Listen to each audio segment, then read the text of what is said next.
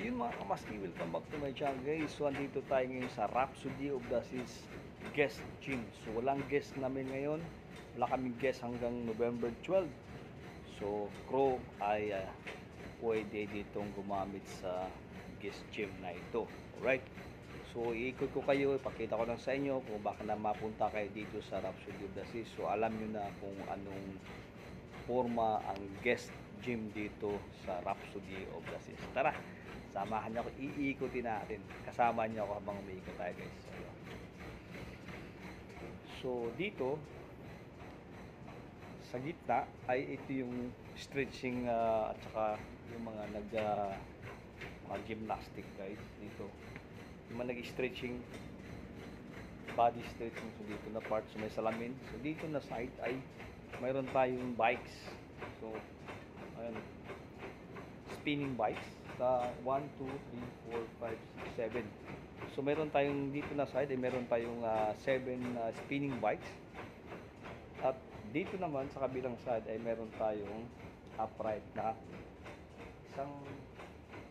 isang spinning bike sa dalawang upright. Right. So dito sa kabilang side ay meron tayong dalawang spinning bike dito. Yan. Tsaka dito ay treadmills. Right. 1, 2, 3, 4, 5. So merong 5 treadmills. Right. So 1, 2, 3, 4, 5 treadmills. Then 2 more upright bikes.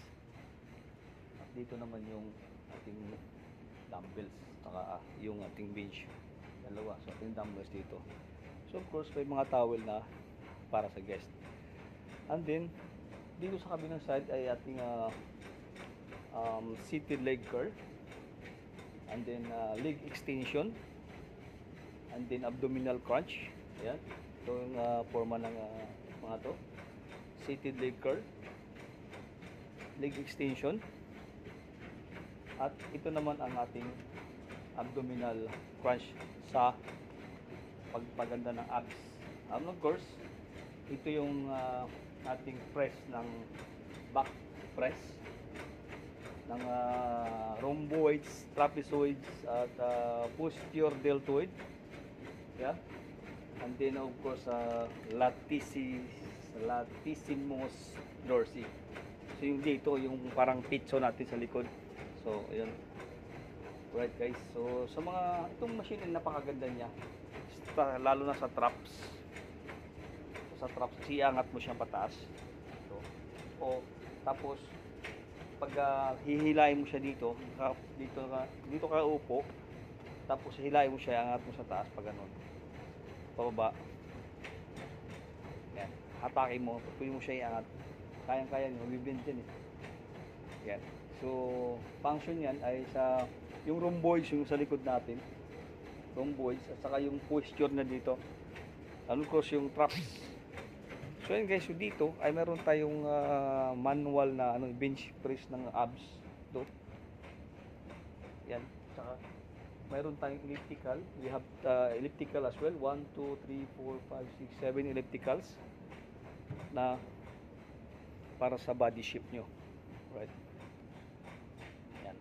So gusto nyo magpapasiksay ng mabilis to make it more faster 6 years. Use the elliptical one. And then, so as I said, we have another one here, CP1. Yeah. So chest press yan.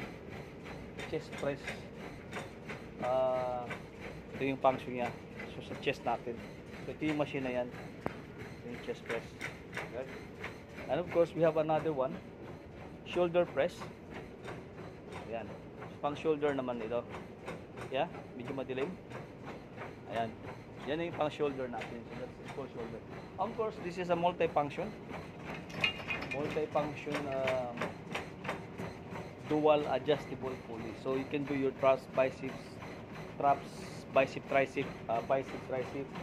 Then of course, you can also do another function for that one. And then we have another 4 treadmills on this side. 1, 2, 3, 4. So it's good to be here as well in Rhapsody of the Seas, even though it's a small ship, but it's nice to be here. So we have two more bikes here.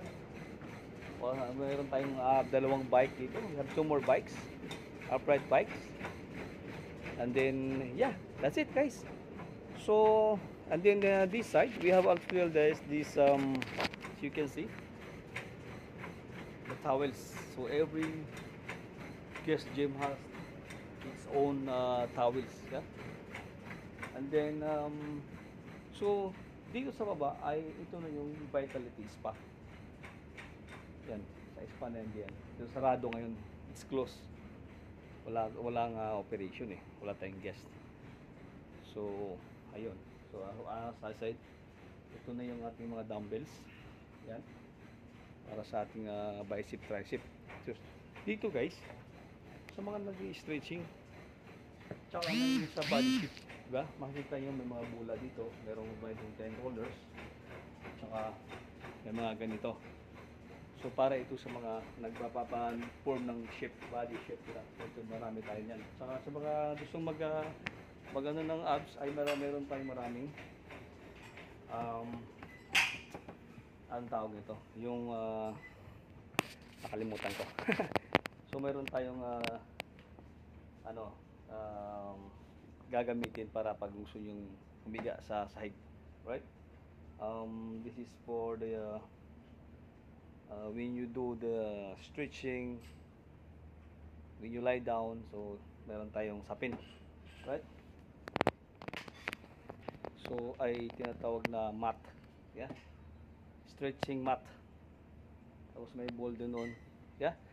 So ang maganda rin dito kahit maliit lang. So low maintenance lang kami rito kasi nga kami yung hawak dito ng gym, right? So hindi ganun karaki ang gagawin dito kasi maliit lang ang gym dito. Alright guys, thank you so much for watching MB Masibi TV.